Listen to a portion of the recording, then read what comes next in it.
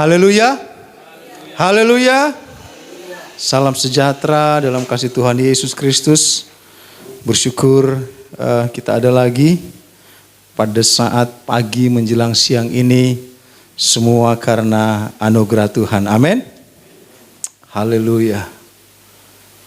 Saya menikmati ibadah kita dalam pujian penyembahan. Dan saya bersyukur dan sangat menikmati di saat ada bersama-sama dengan kita semua. Amin. Istri saya tadi gak suka saya pakai jaket kulit, saudara. Aneh katanya. Tapi kalau ada mau pinjam boleh buat foto gitu. Boleh bang ya.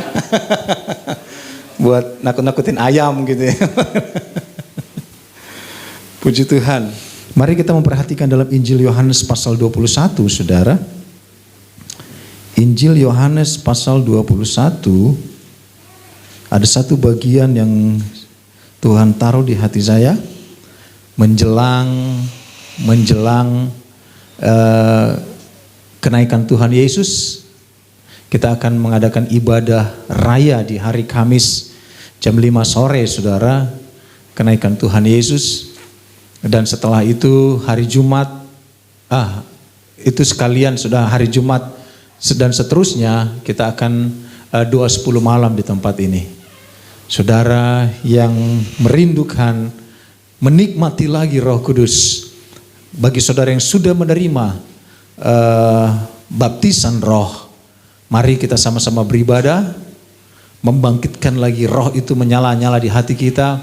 Dan bagi saudara yang mungkin belum, kita sama-sama meminta, sebab Yesus sendiri adalah pembaptis Roh. Amin. Puji Tuhan. Injil Yohanes pasal 21 ayat 1, saudara, sampai 14, ada satu perikop yang berjudul Yesus menampakkan diri kepada murid-muridnya di Danau Tiberias, ya, bukan di Danau Toba, saudara, di Danau Tiberias. Saya akan baca ayat pertama. Saudara duduk saja, tetapi hati saudara tetap berpaut kepada Tuhan. Saudara akan membaca ayat genap sampai kita selesai di ayat 14. Kemudian Yesus menampakkan diri lagi kepada murid-muridnya di pantai Danau Tiberias, dan ia menampakkan diri sebagai berikut.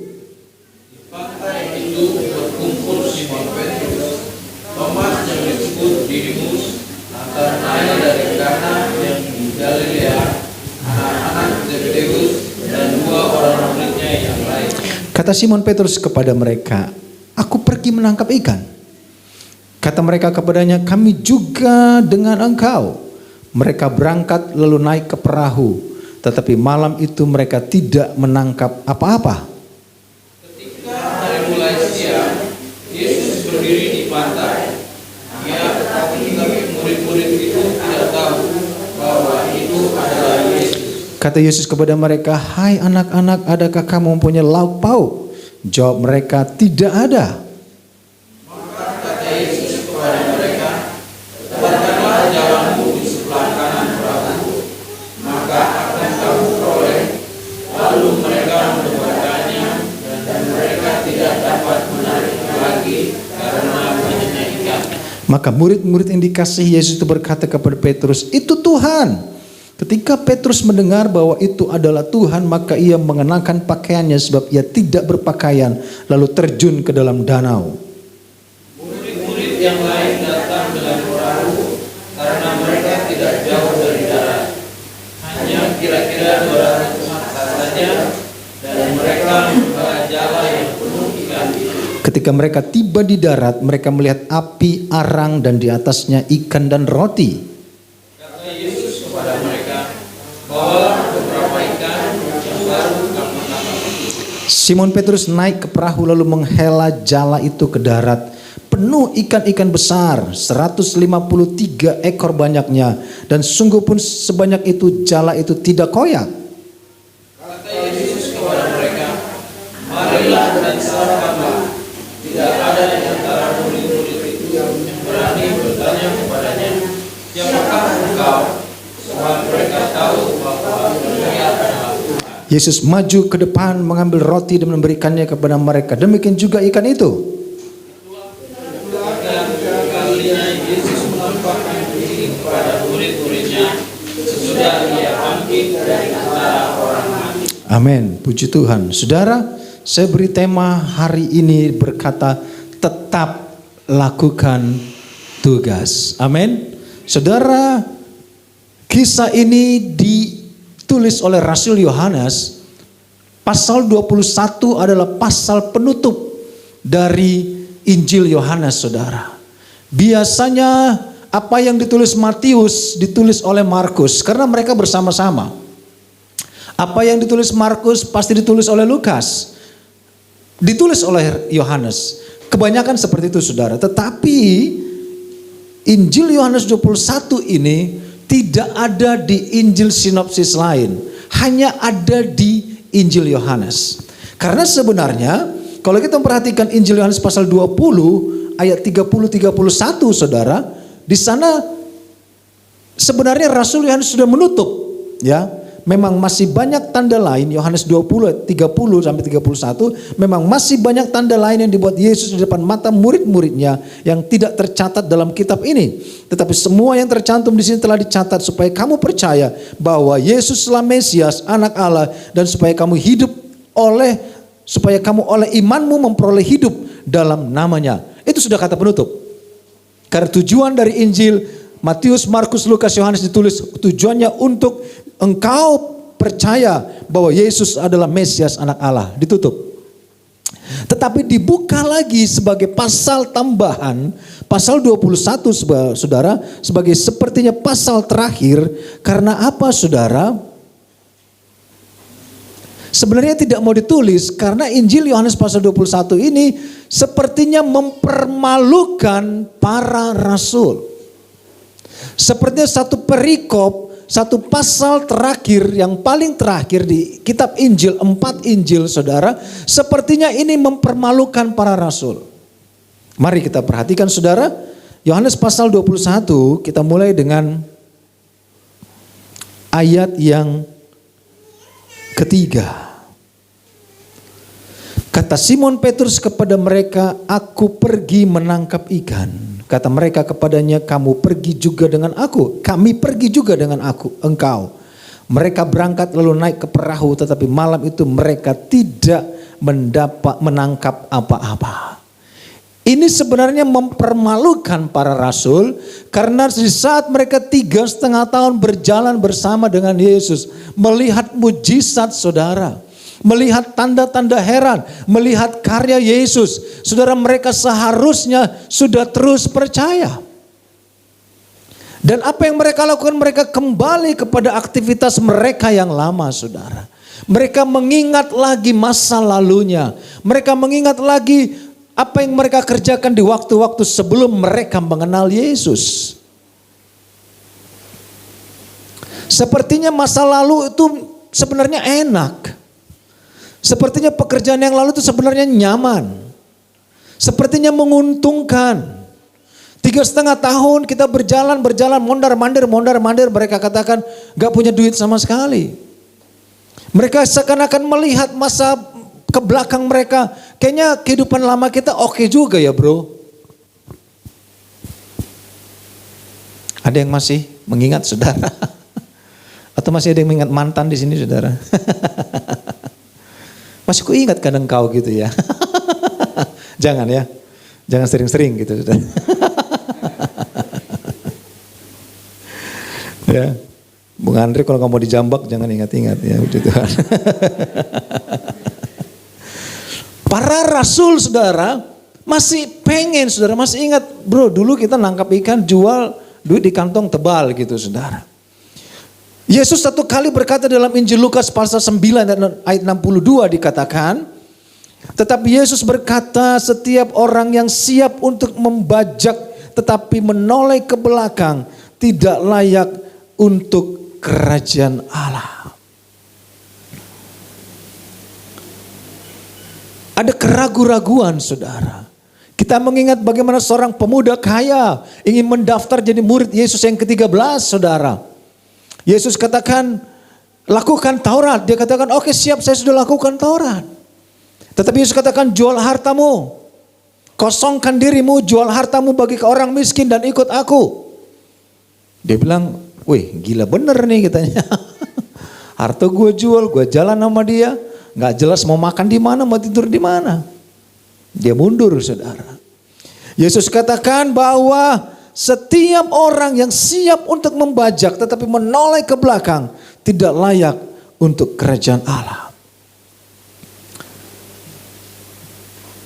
Saudaraku, kalau kita mengingat sebelumnya saudara, bagaimana Yesus pertama kali bertemu dengan Petrus dan murid-muridnya itu di pantai yang sama, di perahu yang sama. Pada saat Yesus berkhotbah itu banyak orang mendengar. Begitu Petrus kagum kepada Yesus. Di saat yang sama mereka juga mengalami kegagalan saudara. Di saat yang sama Yesus katakan tebar jalamu dan dapat ikan banyak. Tetapi Yesus katakan mulai hari ini you're no longer be a fisherman but you will be a catcher of men, human.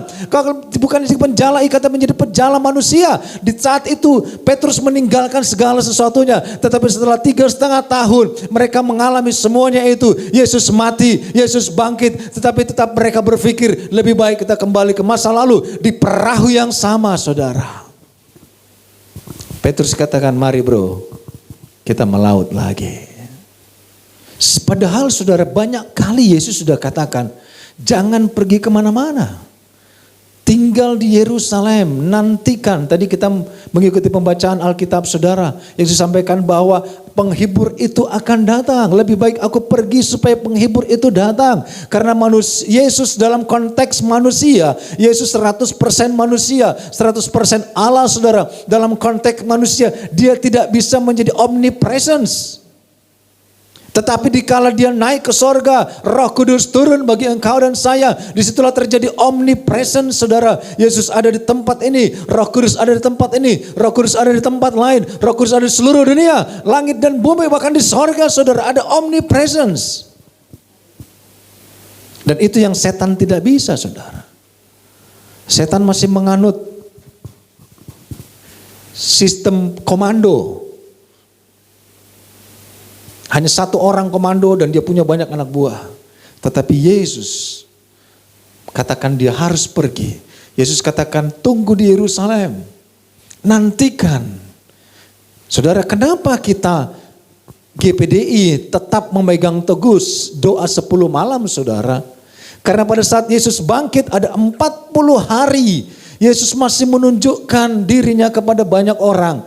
Menunjukkan bahwa dia sudah bangkit, dia sudah hidup dalam tubuh baru, tubuh kebangkitan saudara. Selama 40 hari dan hari 41, 1 ke 50 saudara. Selama 10 hari murid-murid ada di loteng Yerusalem menantikan pencurahan Roh Kudus sampai ke hari 50. Amin. Yesus sudah katakan tunggu di Yerusalem. Jangan kemana-mana, tetap di sana. Tetapi mereka malah melaut saudara. Satu kali Rasul Paulus berkata dalam Filipi 3 ayat 13 saudara. Saudara-saudara, aku sendiri tidak menganggap bahwa aku telah menangkapnya. Tetapi ini yang kulakukan, aku melupakan apa yang telah di belakangku dan mengarahkan diri kepada apa yang di hadapanku. Dia ngapain? Dan berlari-lari kepada tujuan untuk memperoleh hadiah. Yaitu panggilan sorgawi dari Allah dalam Kristus Yesus. Dia berlari saudara.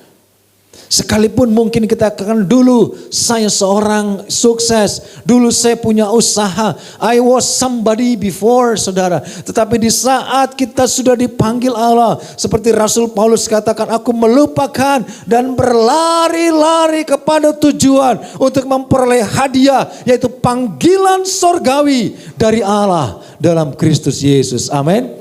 Ternyata panggilan sorgawi itu adalah yang terbaik. Panggilan sorgawi adalah yang terindah saudara. Sekalipun repot saudara. Repot gak sih? Sekalipun harga diri kita harus dipertaruhkan. Sekalipun kita harus dikosongkan saudara.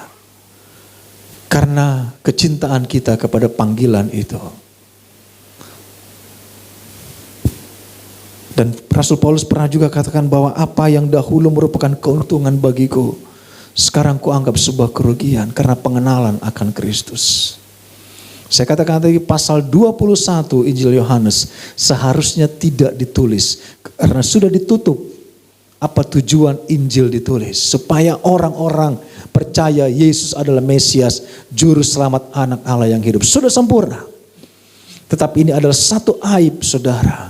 Mempermalukan para rasul.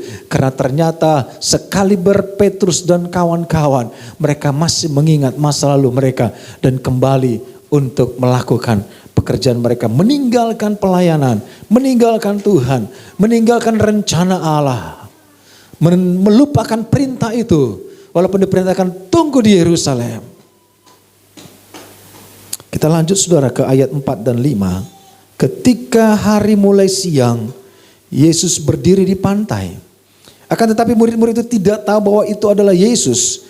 Kata Yesus kepada mereka, "Hai anak-anak, ada kamu mempunyai lauk pauk?" Jawab mereka, "Tidak ada." Saudara, sekalipun mereka kembali ke masa lalu mereka, saudara. Sekalipun mereka kembali ke pekerjaan mereka, seakan-akan mereka jago di sana. Tetapi tetap tidak ada hasil, saudara. Di tempat yang sama saya katakan tadi, Yesus menangkap Petrus. Merubah dia dari penjala ikan menjadi penjala manusia. Dia ada dalam titik kegagalan. Dan melayani ikut Yesus dan kembali lagi ke tempat yang sama. Perahu yang sama, kegagalan yang sama, saudara. Yesus katakan, "Hai anak-anak, adakah engkau mempunyai lauk pauk?" Jawab mereka, "Tidak ada." Mereka berharap dikala mereka kembali kepada pekerjaan mereka yang lama, saudara, mereka akan mendapat sesuatu. Tetapi still zero. Still they have nothing. Ada orang tidak tahan dengan proses itu. Ini dialami para rasul, saudara. They got nothing. Tidak ada. Tetapi yang indah, saudara. Yang indah di sini adalah bahwa mereka mengakui kekurangan mereka. Mereka mengakui kesalahan mereka. Mereka mengakui dosa mereka. Mereka mengakui mereka salah. Banyak orang tidak, saudara. Banyak orang pada saat bagaimana keadaanmu? Oh, aman, terkendali. Tetapi sebenarnya mereka ada dalam pergumulan yang perlu dibantu dalam doa. Perlu disokong dalam doa. Saudaraku, pada saat kita mulai pelayanan, saudara, pindah dari rumah di pelayanan yang lama, tempat yang lama ke tempat ini, sekretariat membagikan formulir pendaftaran, saudara. Ada banyak orang tidak mau terikat. Ada banyak orang tidak mau berkomitmen, saudara. Padahal sebenarnya mereka kosong. Mereka perlu ibadah. Mereka perlu untuk digembalakan, saudara. Tetapi mereka tidak mau digembalakan. Mereka tidak mau terikat. Saudara, ini yang miris di zaman sekarang, saudara. Di saat Yesus dengan banyak cara ingin menarik mereka, ingin mengumpulkan mereka seperti seorang gembala, mengumpulkan domba-dombanya, saudara. Di saat ada tawaran itu, saudara, mereka menolak. Zaman sekarang orang tidak mau terikat, saudara. Dunia sedang senang dengan HTI, hubungan tanpa ikatan, saudara. Gak mau. Gak mau berjalan bersama. Gak mau berproses bersama, saudara. Amsal 28 ayat 13 dikatakan, siapa menyembunyikan pelanggarannya tidak akan beruntung. Tetapi siapa yang mengakuinya dan meninggalkannya akan disayangi, saudara. Di sini kita sedang berproses, saudara. Petrus dan kawan-kawan mengakui. Dan saat Yesus katakan, adakah engkau memiliki lauk pauk? Adakah engkau mendapatkan apa yang kau cari? Adakah engkau memiliki apa yang kau rindukan? Mereka katakan tidak, we get nothing. Dan ini yang luar biasa. Di saat mereka mengakui itu, di sana ada pemulihan, amin. Di sana ada pertolongan. Roma 4 ayat 7 dan 8 dikatakan, saudara, berbahagialah orang yang diampuni pelanggarannya dan yang ditutupi dosanya. Berbahagialah manusia yang kesalahannya tidak diperuntukkan Tuhan kepadanya. Seharusnya Yesus marah dong waktu itu. Guys, 3,5 tahun gue berjalan sama lu. Bersama-sama dalam suka dan duka. Engkau sudah melihat mujizat. Engkau sudah melihat pertolongan. Kok lu masih melaut lagi sih?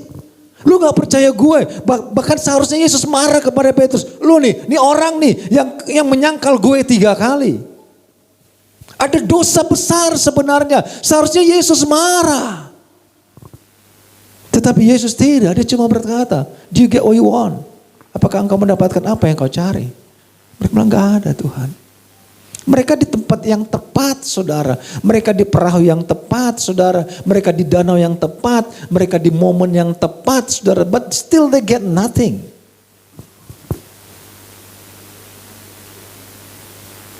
Kuncinya adalah di saat Amsal 3:6 berkata, akuilah dia dalam segala lakumu, maka ia akan meluruskan jalanmu. Amin.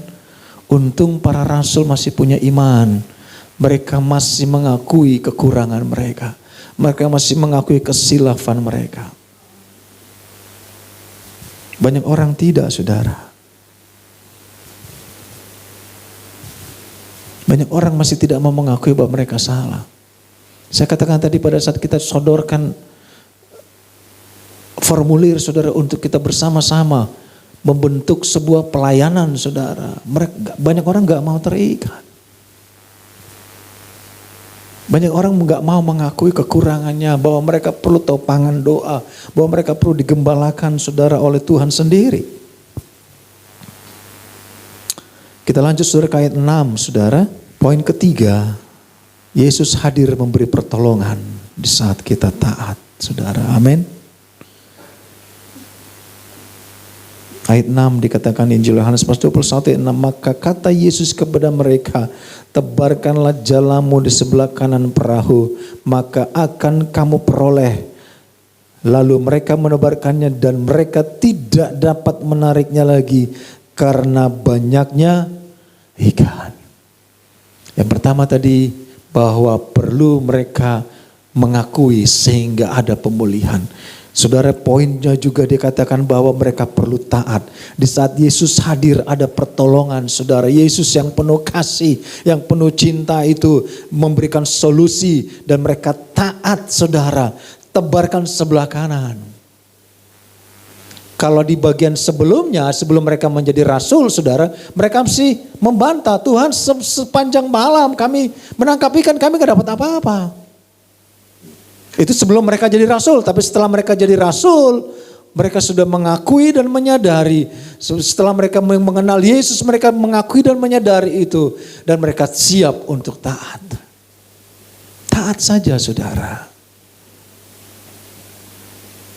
Dan dikatakan Papa, lalu mereka menebarkannya dan mereka tidak dapat menariknya lagi karena banyaknya ikan. Ada 7 rasul saudara. Alkitab mencatat ada 7 rasul yang ikut melaut lagi saudara. Dan ke-7 orang ini tidak dapat menarik ikan yang banyak itu. 7-7-nya mereka pasang kekuatan, pasang kuda-kuda, tarik. Gak bisa, terlalu berat. Syukur mereka taat, amin. Di saat Maria berkata kepada pelayan-pelayan pada saat perkawinan di Kana. Dalam Yohanes pasal 2 saudara. Di saat Maria berkata kepada pelayan-pelayan, apa yang dikatakan kepadamu, buatlah itu. Just do it. Taat saja saudara. Ikut saja perintah itu. Taat saja saudara. Sehingga mujizat itu terjadi. Kalau pelayan-pelayan di perkawinan di Kana itu tidak taat saudara, mungkin tidak akan terjadi mujizat. Kalau murid-murid ini tidak taat saudara, mereka tidak akan mendapat ikan. Dan mereka sampai tidak dapat menariknya. Saya mau katakan saudaraku, saya masih sangat percaya engkau dan saya, dikala engkau taat kepada perintah, taat kepada firman, taat kepada kebenaran, ada masanya saudaraku, ada saatnya Tuhan akan berkati engkau dengan kelimpahan. Dan engkau sampai tidak dapat menariknya. Saya sangat percaya itu saudara. Ada masanya nanti. Engkau akan berkata, sungguh Tuhan luar biasa. Karena yang Tuhan mau proses perjalanan dengan Tuhan, itu yang Tuhan mau tanamkan bagi engkau dan saya. Saya ingin kita membaca dalam Injil Yohanes pasal 10 ayat 10, saudara. Injil Yohanes pasal 10 ayat 10. Di sana dikatakan pencuri datang hanya untuk mencuri dan membunuh dan membinasakan. Aku datang supaya mereka mempunyai hidup dan mempunyainya dalam segala kelimpahan. Tidak dikatakan dan mempunyai dalam segala kekurangan, mempunyai dalam segala pas-pasan, tidak. Mempunyainya dalam segala kelimpahan. Amin. Itulah maunya Yesus, itulah kerinduan Yesus, itulah doa Yesus. Pencuri datang, pencuri damai, pencuri semangat, pencuri sukacita, pencuri motivasi, pencuri iman. Saudara datang mencuri, membunuh, bahkan sampai engkau binasa, sampai engkau jatuh, sampai engkau tergeletak, sampai engkau tidak bisa bangkit. Itu tujuan pencuri. Tetapi Yesus katakan, aku datang supaya engkau dan saya mempunyai hidup dan mempunyainya dalam segala kelimpahan. Amin. Saya sangat percaya itu. Sekalipun para rasul waktu itu terjun bebas dalam iman mereka, kembali lagi ke kehidupan mereka yang lama, Yesus masih mengampuni mereka. Dan Yesus katakan bahwa mereka tetap akan mengalami kelimpahan itu.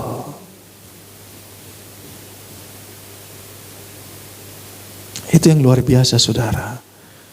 Kita punya Yesus yang penuh kasih. Kita punya Yesus yang luar biasa. Seharusnya Yesus marah-marah, saudara. Kemarin kami ngobrol di bawah sama teman-teman jemaat. Mereka kata, oh iya om, saya kenal hamba Tuhan. Kerjanya gampar-gampar, saudara. Ngeri juga ya. Salah gampar gitu, salah bentak. Tidak. Yesus dengan penuh kasih katakan, Petrus, sekalipun engkau menyangkal aku 3 kali. Sekalipun murid-murid tidak ada pada saat Yesus disalib.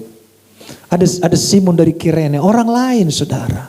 Semua murid kucar-kacir, semua murid kabur menyelamatkan nyawa. Tetapi dalam perjumpaan itu, Yesus tidak melihat menjumpai mereka sedang bertekun. Yesus tidak menjumpai mereka sedang di loteng Yerusalem sedang berdoa. Pada saat Yesus bangkit, Yesus tidak menjumpai mereka ada dalam suatu ketaatan, saudara. Tidak melihat mereka sedang ibadah. Tidak melihat mereka sedang latihan pujian, saudara. Malah Yesus melihat mereka lagi di laut, saudara. Tetapi Yesus samperin mereka. Yesus datangi. Yesus katakan, dapat gak ikannya? Enggak. Karena di luar Yesus, kau tidak dapat berbuat apa-apa. Amin. Di luar Tuhan kita tidak dapat berbuat apa-apa. Hanya kita katakan Tuhan sakit prosesnya ini gak enak banget. Emang gak enak, saudara. Namanya juga proses. Amin. Yeremia berbicara tentang bagaimana seorang tukang periuk penjunan itu membentuk periuk itu dari tanah liat. Dibentuk, dihancurkan, dihempaskan, dibentuk lagi, nggak bisa dihempaskan lagi, dibentuk lagi sampai kepada bentuk yang sempurna. Amin.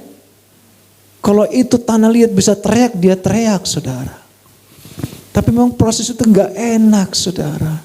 Kalau engkau dan saya sekarang ada dalam proses itu, saya mau katakan taatlah, bertekunlah, tidak akan lama Tuhan akan membela engkau dan saya. Tidak untuk selamanya, Amsal katakan. Orang benar itu menghadapi semuanya itu. Not for all time.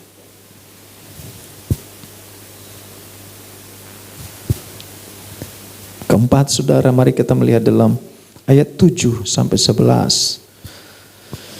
Poin yang keempat, saya mau katakan bahwa Allah memberi kekuatan bagi kita untuk melakukan perintah Tuhan. Saat apa kita menghormati Tuhan dan bekerja tanpa bantah. Ayat 7 sampai 11 dikatakan, kita perhatikan, saudara. Maka murid yang dikasihi Yesus itu berkata kepada Petrus, itu Tuhan. Baru sadar, saudara. Ketika Petrus mendengar bahwa itu adalah Tuhan, maka ia mengenakan pakaiannya sebab ia tidak berpakaian, lalu terjun ke dalam danau.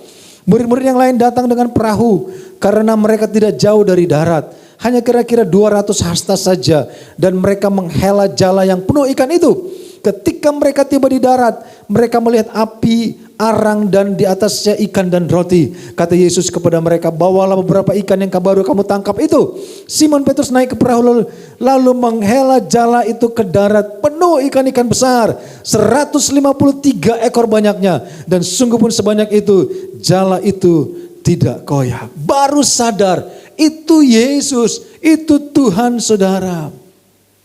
Di saat mereka sadar, Petrus yang tidak berpakaian, saudara, dia langsung nyebur ke danau, dia langsung nyebur ke air, dia langsung pakai pakaiannya, saudara.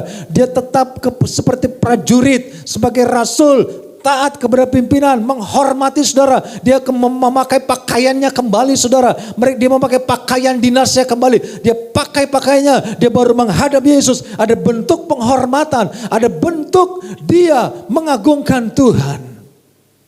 Sekalipun dalam keadaan terpuruk, dia tetap punya mindset, dia tetap menghormati Tuhan. Sehingga katakan tadi, Tuhan, saat kita menghormati Tuhan, Tuhan akan melakukan, memberi kekuatan bagi kita. Dan tidak berbantah. Saudara, dikatakan tadi bahwa 7 orang rasul menarik ikan itu. Mereka tidak kuat, saudara. Tetapi ditulis di sini, Petrus sendiri yang menarik itu, saudara. Itu ikan masih di air, saudara. Itu ikan masih di air, karena mereka gak kuat. 7 orang gak kuat.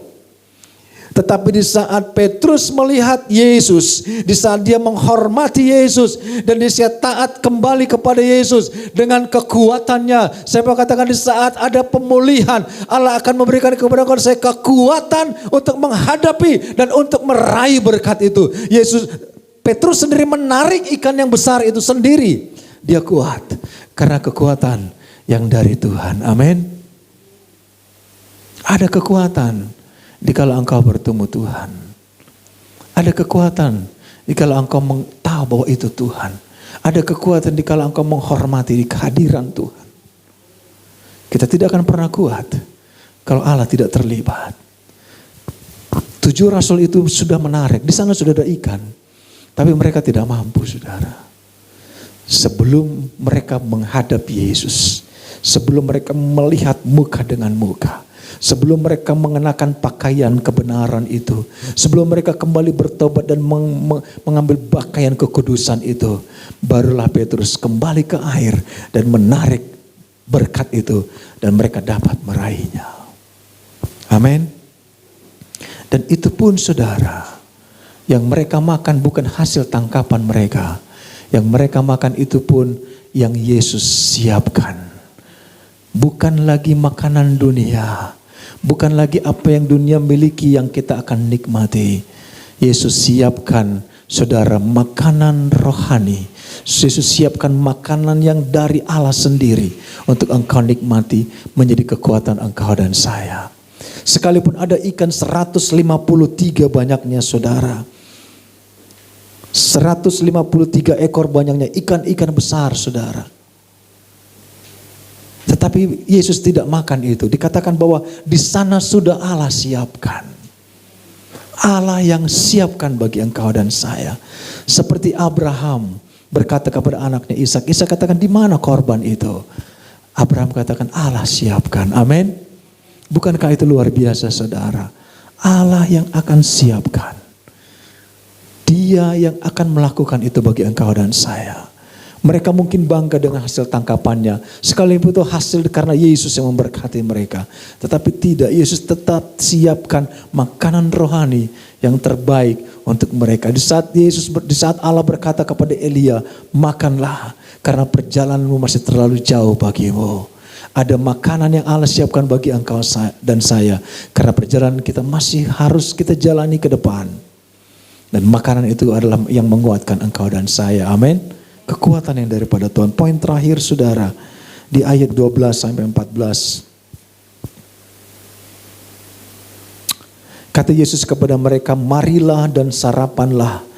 Tidak ada di antara murid-murid itu yang berani bertanya kepada siapakah engkau? Sebab mereka tahu bahwa ia adalah Tuhan. Yesus maju ke depan, mengambil roti dan memberikannya kepada mereka. Demikian juga ikan itu. Itulah ketiga kalinya Yesus menampakkan diri kepada murid-muridnya sesudah ia bangkit dari antara orang mati. Sebelum mereka berkumpul di loteng Yerusalem, menantikan pencurahan Roh Kudus, saudara, Yesus katakan kepada mereka di poin terakhir, di ayat-ayat terakhir, mari dan sarapanlah. Ada undangan dari Tuhan, amin. Mari makan dan sarapanlah. Yesus tetap setia, saudara. Masih diajak makan, saudara. Sekalipun itu Rasul Badung, saudara. Meninggalkan ibadah mereka. Meninggalkan pelayanan mereka. Tidak taat. Tetapi masih diajak makan nama Yesus, amin. Mari makan. Kita makan bersama. Kita nikmati bersama berkat Tuhan. Wahyu berkata, saudara, Wahyu 19 ayat 9 dikatakan sebagai terakhir. Wahyu 19 ayat 9 dikatakan, lalu ia berkata kepadaku, tuliskanlah, berbahagialah mereka yang diundang ke perjamuan kawin anak domba. Katanya lagi kepadaku, perkataan yang adalah benar, perkataan dari Allah. Dikatakan, berbahagialah mereka yang diundang ke perjamuan kawin anak domba. Amin. Kerinduan Tuhan dalam setiap kehidupan kita, pelayanan kita, yang Tuhan mau engkau dan saya duduk bersama, menikmati berkat, menikmati jaminan jamuan perkawinan anak domba, saudara. Di sana ada Yesus hadir menjamu engkau dan saya di sorga yang gilang gemilang. Siapalah kita, saudara, sehingga kita harus berlayak diundang, saudara. Bukankah itu luar biasa? Rasul yang tidak layak itu dikasih jalan keluar dan diundang makan di perkawinan anak domba. Kita mengingat 5 darah yang bodoh dan bijaksana. Ada 5 mereka yang tidak memiliki pelita, tidak dapat hadir dalam perkawinan, jamuan perkawinan anak domba. Bukankah itu indah, saudara?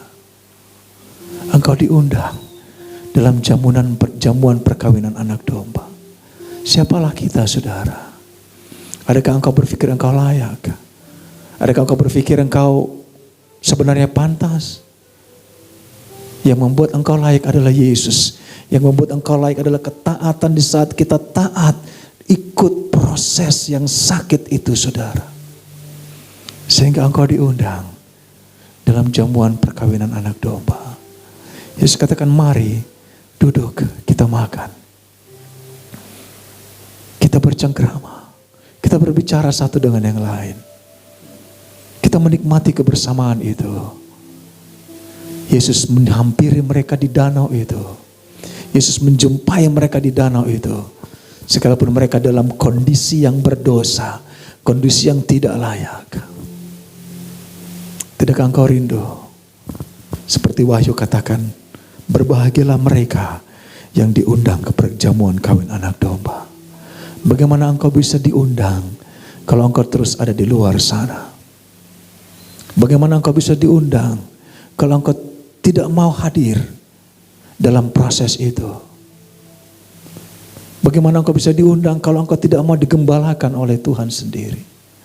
Bagaimana engkau bisa diundang kalau kita tidak setia kepada Dia yang setia itu? Hari ini Tuhan berkata, mari sarapanlah, makanlah. Ada jamuan perkawinan anak domba di sorga yang sedang disiapkan bagi engkau dan saya. Orang yang tidak layak tidak akan masuk ke dalamnya. Tetapi engkau yang setia dalam ketaatan itu, sekalipun kita mungkin jatuh bangun, tetapi kalau engkau setia dalam proses yang sakit itu, engkau dan saya adalah bagian yang diundang perkawinan anak domba. Amin. Kita bangkit berdiri, saudara.